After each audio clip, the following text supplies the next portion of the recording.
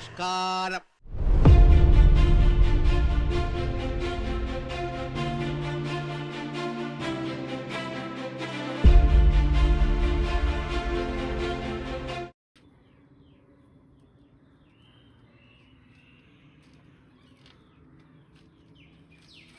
Hello, hi, നമസ്കാരം. അപ്പോൾ ഇന്നത്തെ പരിപാടി എന്ന് വെച്ച് കഴിഞ്ഞാൽ അടിയനെക്കുറിച്ചുള്ള കുറച്ച് ടിപ്പുകളാണ്. ടിപ്പെന്ന് പറഞ്ഞാൽ വേറെ ഒന്നുമല്ല, നമ്മൾ അടീനിയം ഇതുപോലെ കുലകുത്തി പൂക്കാൻ എന്ത് വളമാണ് ഞാൻ കൊടുത്തത്, അതാണ് ഇന്നത്തെ വീഡിയോ.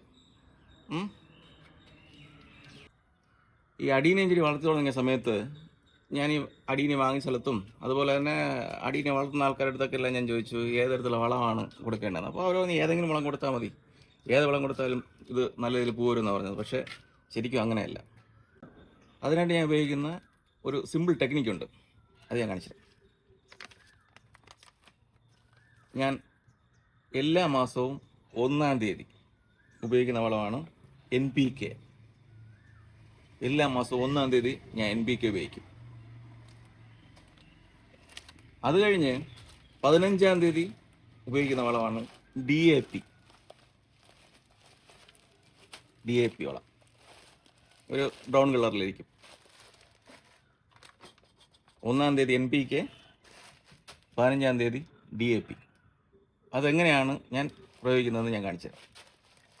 അതിനു മുന്നേ ഞാൻ ഒരു കാര്യം കൂടെ പറഞ്ഞുതരാം. ഇപ്പോൾ സാധാരണയായിട്ട് നമ്മൾ പോട്ടിംഗ് മിക്സ് ചെയ്യുമ്പോഴാണ് ഈ പറയുന്ന നമ്മുടെ സാധാരണ വളങ്ങൾ, അതായത് ചാണകപ്പൊടി അതുപോലത്തെ കാര്യങ്ങൾ ഉപയോഗിക്കുന്നത്. ഒന്ന് വളർന്നു കഴിഞ്ഞ് കഴിഞ്ഞാൽ ശരിക്കും ഉപയോഗിക്കേണ്ടത് ഈ ഫെർട്ടിലൈസറുകളാണ്.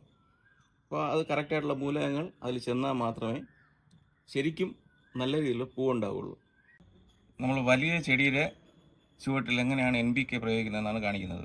അപ്പോൾ അതിന് ഇത്രയും മതി, ഒരു സ്പൂണിൽ ഇത്രയും NPK എടുത്തതിന് ശേഷം ഇതിൻ്റെ സൈഡിലെടുക്കുക.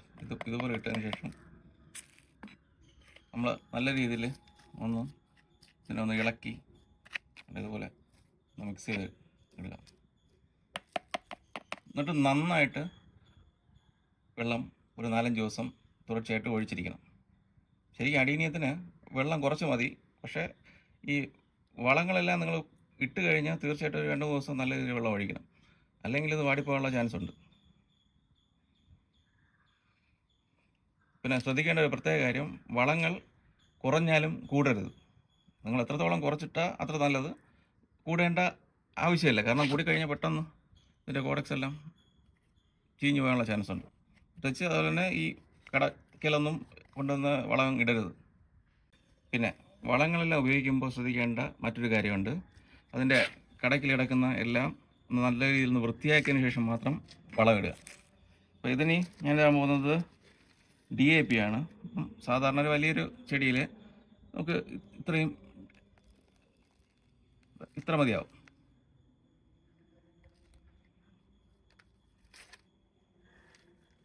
അതുപോലെ തന്നെ നേരത്തെ നമ്മൾ ചെയ്ത പോലെ കടക്കിലൊക്കെ ഒന്ന് ഇളക്കി ഇടും. അപ്പോൾ ഇതൊന്ന് പൂ വന്ന ഒരു ചെടിയാണ്. അത് 2 കളറ് ഗ്രാഫ്റ്റ് ചെയ്ത് പിടിപ്പിച്ച ചെടിയിലാണ് ഇപ്പം നമ്മൾ വളം ചെയ്തത്. നമ്മൾ ഈ NPK ഉപയോഗിക്കുന്നത് ചെടി വളരാൻ വേണ്ടിയിട്ടാണ്. ചെടി നല്ല കോഡക്സ് എല്ലാം നല്ല ഹെൽത്തി ആയിട്ട് വരാൻ വേണ്ടിയിട്ടാണ് നമ്മൾ NPK ഉപയോഗിക്കുന്നത്. DAP ഉപയോഗിക്കുന്നത് നല്ല ഫ്ലവർ കിട്ടാൻ വേണ്ടിയിട്ടാണ്. അപ്പോൾ NPK വളരാൻ വേണ്ടിയിട്ടും DAP ഫ്ലവറിങ്ങിന് വേണ്ടിയിട്ടാണ് നമ്മൾ ഉപയോഗിക്കുന്നത്. ഇനി ഒരു പ്രധാനപ്പെട്ട കാര്യം, NPK ഇതുപോലത്തെ സീഡ്ലിങ്സ്, അതായത് വിത്തിൽ നിന്ന് മുളച്ച് വരുന്ന ചെടിക്ക് എങ്ങനെയാണ് NPK ഞാൻ പ്രയോഗിക്കുന്നത് എന്നുള്ളത് കാണിച്ചു തരാം. അതിന് ഞാൻ ഇത് 5 ലിറ്റർ കൊള്ളുന്നതാണ്. ഇതിൽ 5 ലിറ്റർ വെള്ളം എടുത്തിട്ട് ഈ സ്പൂണിൽ നിറച്ച്, അതായത് ഇതുപോലെ 1 സ്പൂണ് വെള്ളത്തിലിട്ട് ഞാനതിനെ ചെടിയുടെ മേളിൽ ഒഴിച്ചു കൊടുക്കുകയാണ് ചെയ്യുന്നത്. എല്ലാ മാസവും 1-ാം തീയതി. പിന്നെ പറയാനുള്ള ഒരു മെയിനായിട്ടുള്ള കാര്യം, ഞാൻ ഈ ചെടിയുടെ എക്സ്പേർട്ടൊന്നുമല്ല. ഞാൻ ഈ ചെടി വളർത്താനുള്ള ആഗ്രഹം കൊണ്ട് ഇതൊക്കെ ചെയ്യുന്നതാണ്. ഞാൻ പരീക്ഷിച്ച് വിജയിച്ച കാര്യങ്ങൾ മാത്രമാണ് ഇത് പറയുന്നത്. ചിലപ്പോൾ ശരിയായിരിക്കും, ചിലപ്പോൾ തെറ്റായിരിക്കും. പക്ഷേ ഞാൻ പരീക്ഷിച്ച് സക്സസ് ആയ കാര്യം മാത്രമാണ് ഞാൻ പറയുന്നത്.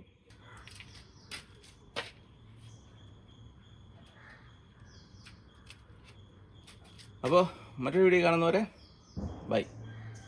மீண்டும் சந்திக்க வரைக்கும் வணக்கம்.